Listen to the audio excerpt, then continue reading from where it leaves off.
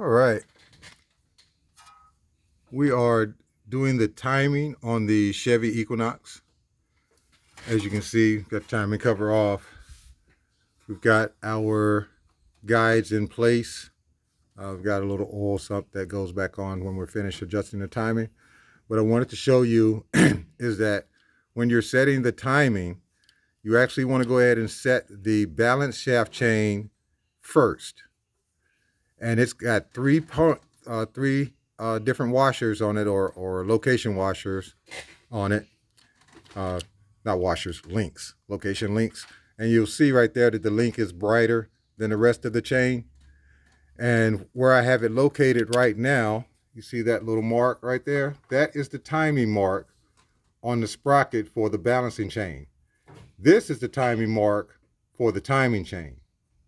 All right, so you're going to rotate the balance chain around. It may take some time, but you're going to rotate it around until a link matches up directly with the timing link, and then you'll look up. I don't know if you can see it, but there's another link. I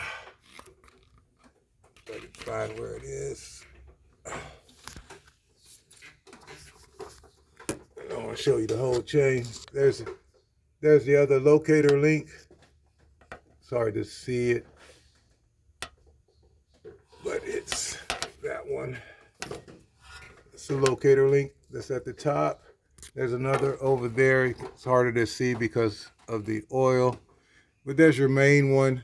It'll link up, and it'll be exactly on spot because it had to be set that way to be put on. And we're going to use that so that we know that our crankshaft and everything else is in place down here for the timing chain alignment to be correct. Now, once I've set that chain there so it meets the dot properly, I go ahead and lock in my guide. This way the chain doesn't have enough room to come off of the chain off of the sprocket right here. And that helps in the installation process because I can pull the chain up here and tighten it, and then when I go up top and adjust the chain on the sprocket, it'll take all the slack out of that and keep it into place. Now I'm going to turn around and go up under here. I've got the starter removed, and I'm going to put my lock here. I've got an adjustable one. It's not all that good. If you can afford to get the exact one that goes on this car, I would suggest doing that one because this one slips.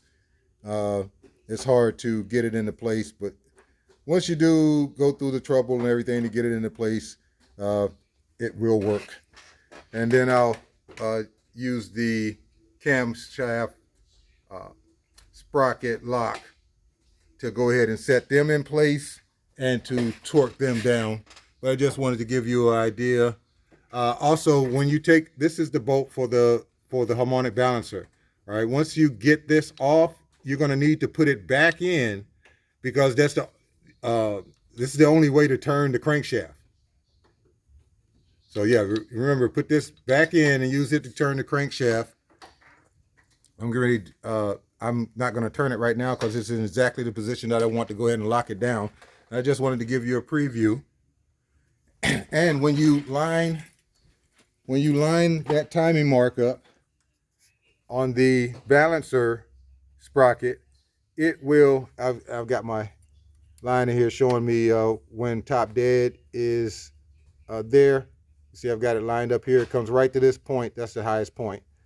And when you line that sprocket up, that is top dead center for number one on that timing mark on the balancer.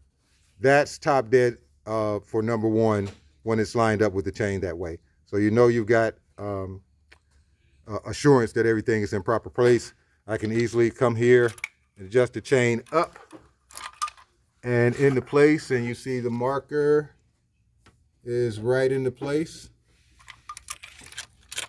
And now I just need to get my other sprocket into place and go ahead and put the camshaft locking tool on. And once that's in place and bolted down, I can securely bolt my sprockets in to torque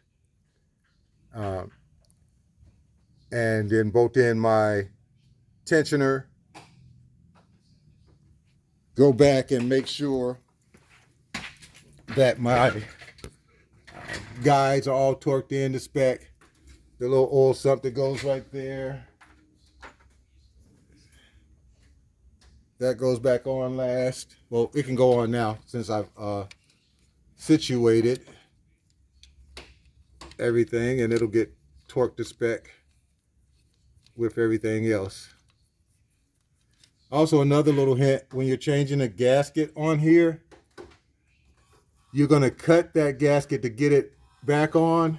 If you look right here, that's cut right there so that it slips on now. If not, then you're going to have to take off the mount.